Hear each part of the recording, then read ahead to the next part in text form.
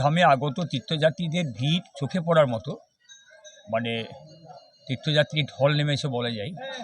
ভোর থেকেই প্রচুর তীর্থযাত্রীর সমাগম হচ্ছে বক্রেশ্বরে, এবং হট স্প্রিং রয়েছে। তো বক্রেশ্বরে হট স্প্রিং রয়েছে, মূলত স্নানের ঘাটটা রয়েছে, গরম জলের ঘাট, যেখানে সমস্ত মানুষ এসে ওখানে স্নান করছেন।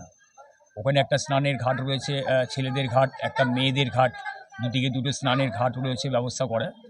আর বাকি যে 8খানা আরও গরম জলের কুণ্ড রয়েছে, ওগুলো চোখে দেখার জন্যে। কিন্তু মানে এখন তো শীতের সিজন, তো শীতকাল, যার জন্য সমস্ত মানুষ ওখানে স্নান করার জন্য আসছে। এবং সেই সঙ্গে স্নান করার পরে বক্রেশ্বর মায়ের মন্দিরে, বক্রেশ্বর বাবার মন্দিরে, ক্ষেত্রপাল বৈদ্যনাথ ভৈরবের মন্দিরে পুজো দর্শন করে যাত্রীরা বেরিয়ে যাচ্ছে। মানে গতেও যেমন আপনার প্রচণ্ড পরিমাণের ভিড়, মন্দিরেও সেরকম পরিমাণের ভিড়।